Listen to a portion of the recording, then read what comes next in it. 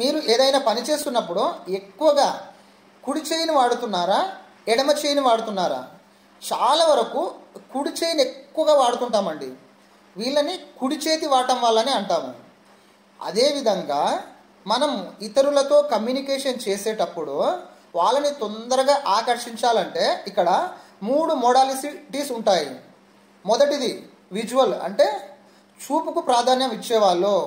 రెండవది ఆడిటరీ అంటే వినికిడికి ప్రాధాన్యం ఇచ్చేవాళ్ళు. మూడవది కైనస్థెటిక్ అంటే స్పర్శకు ప్రాధాన్యం ఇచ్చేవాళ్ళు.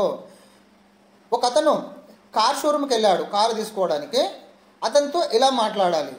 చూపుకు ప్రాధాన్యం ఇచ్చే వాళ్ళతో ఎలా మాట్లాడాలి అంటే మనము, ఈ కారు చూడడానికి చాలా బాగుంది సార్, ఇది కలర్ చూడండి ఎంత అందంగా ఉందో, కారు బిల్డ్ క్వాలిటీ చూడండి చాలా బాగుంటుంది అని చూపుకు సంబంధించిన విధంగా మాట్లాడాలి. రెండవది ఆడిటరీ వాళ్ళకి ఎలా చేయాలంటే, సార్ ఇందులో మ్యూజిక్ సిస్టమ్ చాలా బాగుంది, మ్యూజిక్ చాలా బాగా వస్తుంది, నాయిస్ అనేది రానే రాదు, ఇంజన్ సౌండ్ రాదు, ఏసీ సౌండ్ రాదు, మ్యూజిక్ వినికిడికి సంబంధించింది చాలా బాగుంటుందని వాళ్ళకి ఎక్స్ప్లెయిన్ చేయాలి. మూడోది కైనస్థెటిక్ వాళ్ళకు, ఇందులో కూర్చుంటే చాలా బాగుంటుంది సార్, చాలా హాయిగా ఉంటుంది, కంఫర్ట్గా మనం జర్నీ చేయొచ్చు, ఇందులో ఏసీ చాలా చల్లగా వస్తుంది, చాలా బాగుంటుంది తీసుకోండి.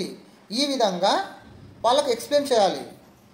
వాళ్ళు ఏ మోడాలిటీకి సంబంధించిన వాళ్ళు మనం ఆ విధంగా ఎక్స్ప్లెయిన్ చేస్తే వాళ్ళతో మన కమ్యూనికేషన్ బెటర్గా చేయొచ్చు, తొందరగా వాళ్ళని ఒప్పించవచ్చు.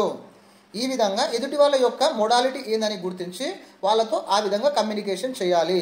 Thank you.